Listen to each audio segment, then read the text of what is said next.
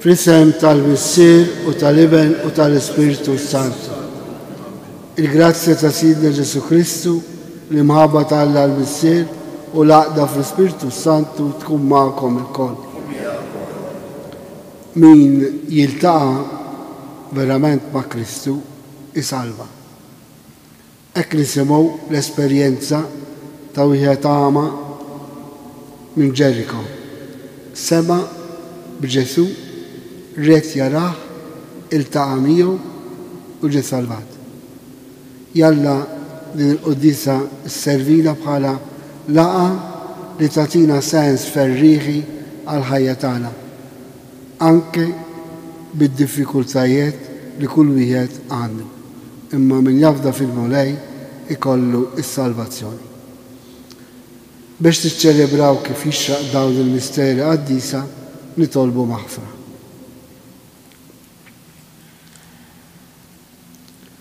Mulej, inti treq lejn il-missier, mulej ħlina. Kristu, inti d-dawl u l-verità tagħna, Kristu ħlina. Mulej, inti l-ħajja u l-qawmien tagħna, mulej ħlina. Ħenna lina Alla li jista' kollox, jaħfrilna d-dubitna u jwassalna għal ħajja ta' dejjem. Il-udizzi li nofru għal Salvu, Rosaria u Peter Paul Buġeja.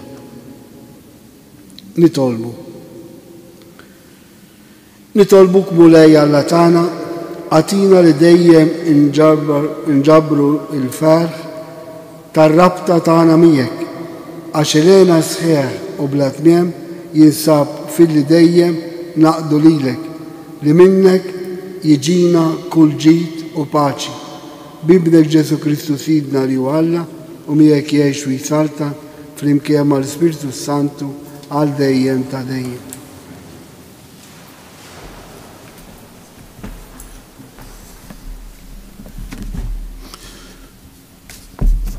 Bidu tal-ktieb tal-Apokalissi ta' San Ġwan Apostlu. Ir-rivelazzjoni ta' Ġesu Kristu li ta' ilu Alla biex jarraf l-qaddejja tiegħu b'dak li għandu jiġri ma jdumx. Alla bat lill-anġlu tiegħu ifissira lill-qaddej tiegħu Ġwanni li kien xut tal-kelma ta' Alla u tax-xhieda mogħtija minn Ġesu Kristu u ta' kull mara bajnejh.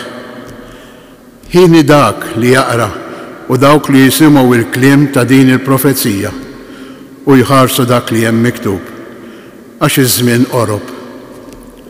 Ġwanni, l-seba' knejjes li hemm fl-Asja, grazzi lilkom u sliem minn għand dak li hu u li kien u li għad irid jiġi u minn naħa tas-seba' spirti li qegħdin quddiem it-tron tiegħu. Jien smajt lil mulej jgħidli lill-anġlu tal-Knisja li hemm f'Esefu iktiblu hekk. Dan jgħidlek dak li għandu s-seba' kwiekeb f'idu l-leminija, dak li jimxi fost is-seba' kandelabri tad-deheb. Jiena naf l-opri tiegħek u l-kedet li tieħu u s-sabar tiegħek. Naf li inti l-ħżiena ma tiflaħx għalihom u li ġa stħarriġt lil dawk li jriduha ta' apostli bla ma huma u sibthom qarrieqa. Naf li stabart u ġarrabt ħafna bil-ħabba f'ismi u għadek ma jgħidx. Imma kontra tiegħek għandi li inti ħallejt dik l-imħabba li kont urejt fil-bidu. Mela issa ġib quddiem għajnejk fiex waqajt, indem u erġa' aqbad l-opri tiegħek tal-bidu. Il-kelma tal-mulej roddu ħajr lill-Alla. Għas-salm responsari għal imwieġbu l-rebbieħ nagħtih jiekol mis-siġra tal-ħajja imwieġbu. L-rebbieħ nagħtih jiekol mis-saġra tal-ħajja. Ħin il-bniedem li ma jimxi fuq il-parir tal-żiena, li ma jaqafx fi triq il-ħatin, li ma joqgħodx fil-laqat taż-żebliħa, imma fil-liġi tal-mulej il-għaxqa tiegħu. Lejlu nar jaħseb fil-liġi tiegħu imwieġbu Lir-rebbieħ nagħtih jiekol mis-siġra tal-ħajja. U bħal siġra mħawla ħdejn ix-xijat tal-ilma li tagħmel frott fi żmienha u l-weraq tagħha ma jidbilx u jirnexxi f'kull ma jagħmel. Inwieġbu lir-rebbieħ nagħtih jiekol mis-siġra tal-ħajja. Mhux hekk il-ħżiena, mhux hekk. Iżda huma bħal tibna li tittajjar mar-riħ. Għax triq it-tajbin il-mulej jafa, imma triq il-ħżiena tintemm fix-xejn. Inwieġbu lir-rebbieħ nagħtih jiekol mis-siġra tal-ħajja. Inqumu bir-rifqa l-kelma tal-Evanġelju. Alleluja. Alleluja. Alleluja. Jiena d-dawl tad-dinja, jgħid il-mulej. Min jiġi warajja ikollu d-dawl tal-ħajja. Alleluja.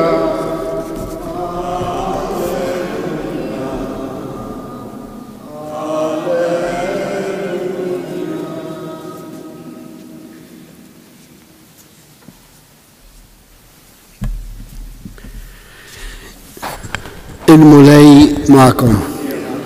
Qari mill-Vanġelu skont San Luqa. Waqt li Ġesu kien risaq lejn Ġeriko, kien hemm wieħed għama bil-qiegħda mal-ġenb tat-triq jittallab il-karità. Dan sama l-kotra tan-nies għaddejja u beda jistaqsi x'ġara. U għalulu li kien għaddej Ġesu ta' Nażaret.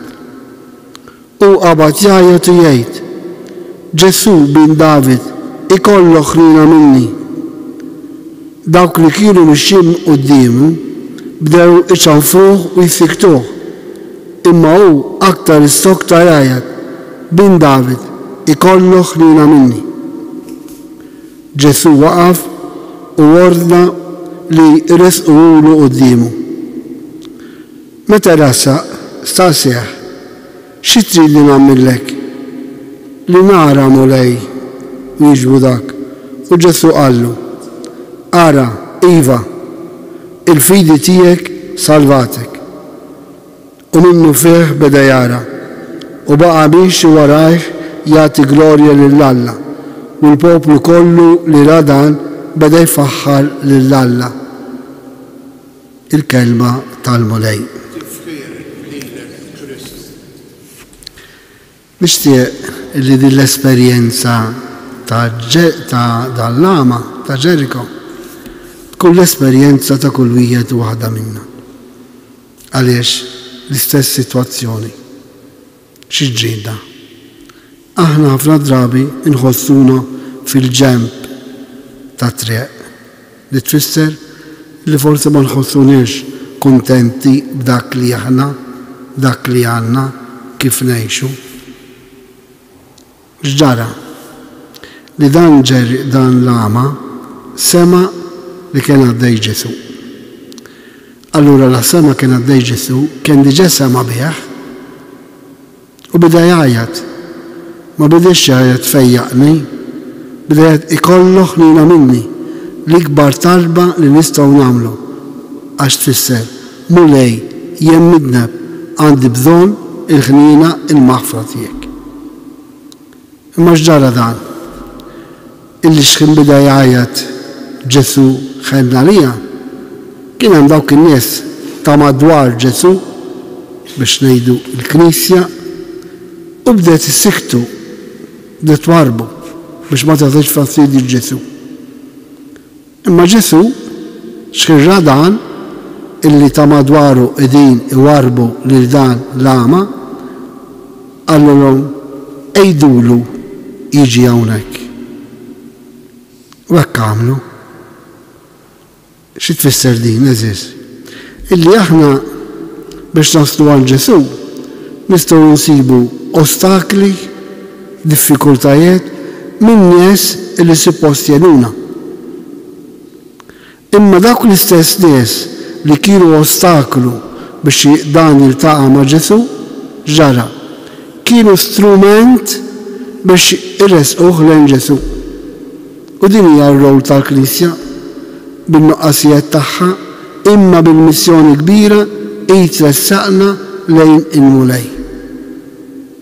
Għalhekk aħna niċċelebraw il-quddies, għalhekk aħna nippruvaw nsaħħu l-fidi tagħna, għalhekk aħna nagħmlu l-almu tagħna biex ngħixu l-imħabba, għaliex permezz tal-Knisja li xkultant tista' tkun ostakolu għax irridu aħna għax nirġudikaw mhux għax inkunu fidili għat-tagħlim tagħha, għax ħafna drabi jekk jiġġielna nikkritikawk ma nakkondannawx il-Knisja u mbagħad id-dub tagħna ma narawx.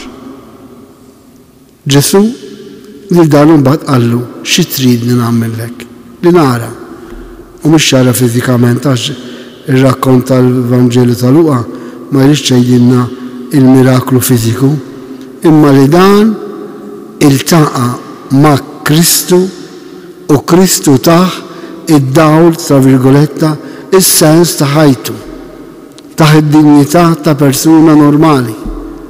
U Ġesu dan irid minna li nħallu il-kelma tiegħu, l-Ispirtu tiegħu jaħdem fina biex aħna nsibu is-sens ferriħi tas-sitwazzjoni li kollha.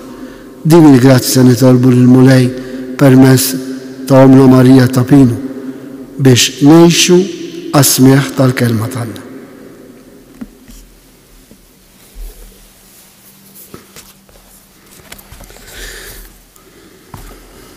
Kristu ġie fid-dinja jħabbar il-wasla tas-sardna talla. F'isem ta' Ġesu il-morda jfiqu, il-mejtin iqumu u l-fidwa tiġi mxandra l-fqajrin. Għalhekk qalb sinċera irresqu it-talb tagħna. Għal dawk li huma kontra l-Knisja biex jiftħu għajnejhom għad-dawl tal-verità u jkunu lest li jinbidlu, nitolbu. Għal min iħossu indifferenti biex l-eżempju tal-insara iwasslu jaqbdu triq li tieħu għand Kristu nitolbu. Għal persuni li qsim mid-dawl kemm fiżiku u kemm spiritwali biex jintegraw ruħhom dejjem iżjed fis-soċjetà nitolbu. Għalina biex inkunu tassew merħ tal-art u dawl tad-dinja fost sħabna nitolbu. Nitolbuk mulej ukoll għad-don tax-xita biex l-art ma tixħaddinniex li kien neċessarju għal ħajjitna nitolbu. Permettu li nagħmel talba partikolari għal persuna telespettatriċi tax-xejk li kuljum tisma' l-quddies. Għandha 110 snin.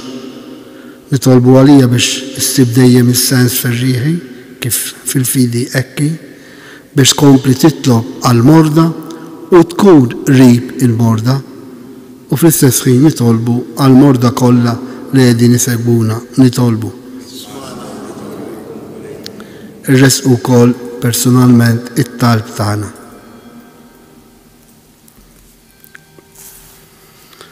U Alla, int l-ogħla tjubija uri lilna it-tieba tiegħek u smana bibn il-Ġesu li jgħix u jsaltan għal dejjem ta' dejjem.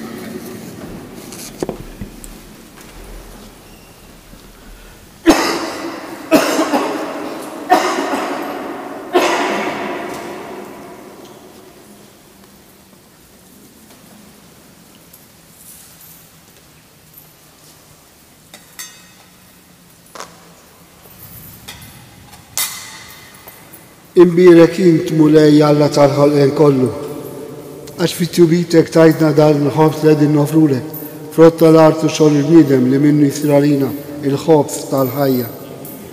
Imbirek Alla għal dejjem.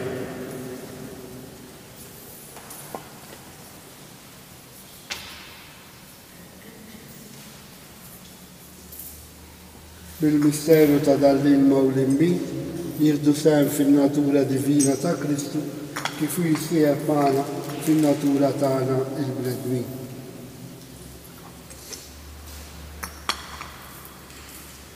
Imbirek int mulej Alla tal-ħolqien kollu, għax fit-tjubitek tajtna dal-imbit li nofrulek, frotta d-dili u xogħol bniedem li minnu jisralina, ix-xogħol tar-ruħ. Imbirek Alla għal-dejjem. Itolbu ħuti biex is-sakrifiċċju tiegħi u tagħkom ikun joġob lill-Alla l-Missier li jista' kollox. Jien għal-mulej bis-sejt is-sakrifiċċju tal-Knisja għattiġi tagħna tal-Knisja bħalsa kollha tiegħu. Għatina mulej li s-sakrifiċċju li għedin nofrulek l-kobor tijek jgħalanna l-grazzja li nkunu fidili lejk u jiksbinna l-frott tal-għajna ta' dejjem bi Kristus jidna. Il-mulej ma'kom, nerfu qlubna l-fuq, nizubħal il-mulej Alla tana. Sewa u xira ta' sew misera d-dis, Alla ta' dejjem tista' kollox, tajjeb u daġid tas-salvazzjoni tagħna li dolodu u f'kull sitwazzjoni tal-ħajja irrodurek ħajr bi Kristus ilna. Għax faqda ta' mħabba niftakru fil-mewt tiegħu, fidi ħajja nistqarru l-awment tiegħu u b'tama sħiħa nistennew jiġi fil-glorja. Għalhekk mal-qaddisin u l-anġli kollha infarruk u ntennulek bla għeda. Għaddis,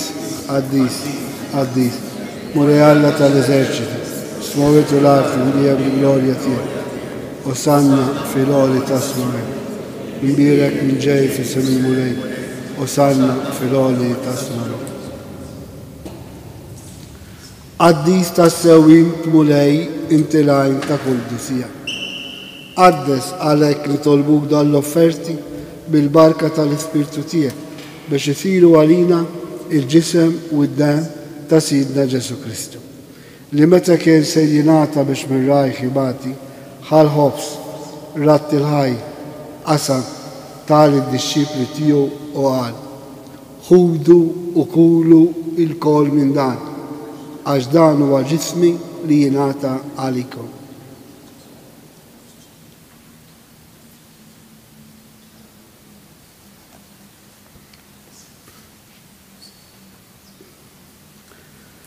Ekku kol wara l-ikla ħal-kalċi reġerat il-ħajr tal-disċipli tiegħu u qal: ħudu u xorbu minnu l-kol, għax dan huwa l-kalċi ta' demmi tal-patt ġdid li jibqa' l-dejjem, id-dem li jixxerret għalikom u għall-bnedmin kollha għall-maħfra tad-dubien. Għamlu dan tifkira tiegħi.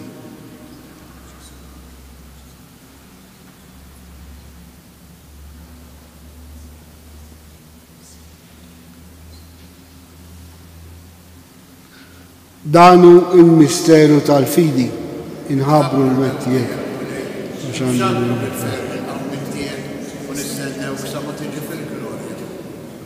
Għalek, aħna unamlu dan tifkira tal-mewt u l-għawmin ta' Sidna Ġesu Kristu, nofrulek mulej il-ħobs tal-ħajja u l-kalċi tal-salvazzjoni. U rodurek ħaj, għax oġbok til-għana għawn u dimek biex naduk. U mitċokontani tolbu l-Ispirtu Santi għadda u ġisawijiet li jimna nieħdu fehm il-ġisawi d-dem ta' Kristu. Ftakar mulej fi Knisja tiegħek imxerda mad-dinja kollha u qed taf li mħabba flimkien mal-Papa Franċesku, mal-Isqof tagħna Anton, mal-Ministri u l-poplu qaddis kollu tiegħek. Ftakar f'ħutna Salvu, Rosaria, Peter, Paul, Buġeja li jogħġbok issejħilhom għal għandek minn din-dinja. Ftakar f'ħutna dak li raqdu bit-tama tal-għawmien, ftakar ukoll fil-mejtin kollha. Daħħalhom quddiemek fid-dawl tas-seb tiegħek. Ħen għalina l-koll nitolbuk.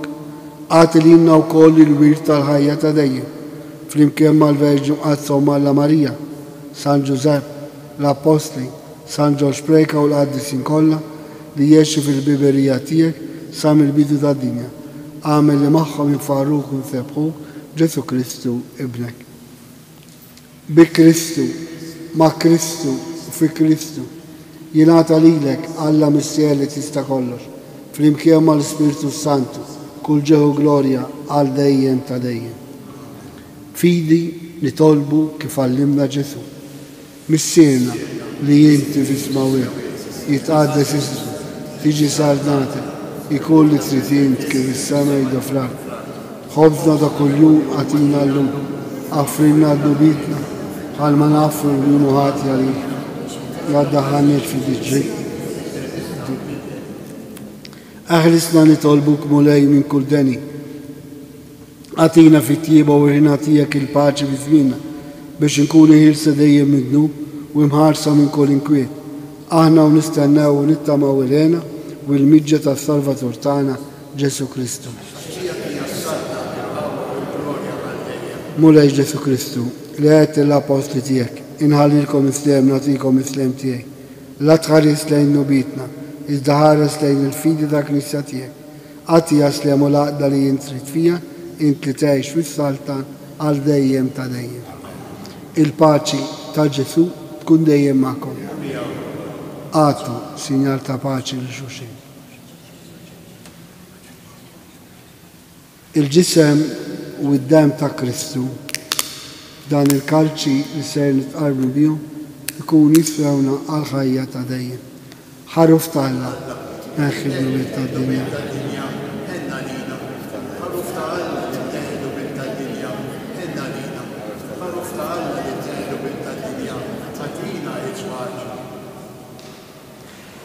دانو جسو الرب يخفو الموت.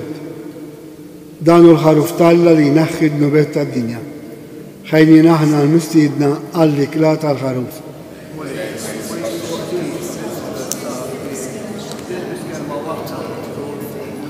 الجسم تا كريستو يحرسنا على الحياة دايما.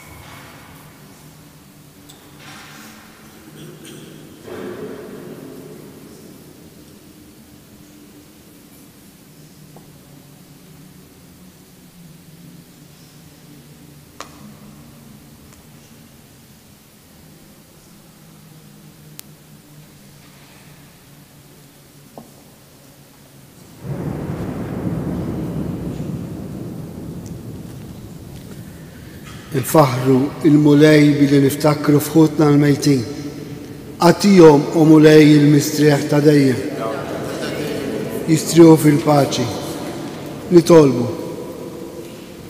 Ħadna mulej id-don ta' sagramenti maddes, bl-umilta kollha nitolbuk biex dan is-sakrifiċċju li jibnek ordnalna namluh tifkira tiegħu ikun nisfilna biex nikbru fil-mħabba bi Kristu Sidna. Il-mulej ma'kom. Iberikkom Alla li jista' kollox, il-Missier, l-Iben u l-Ispiritu Santu. Morru għejxu il-paċi ta' Kristu. Il-ġurnata tajba li kulħadd.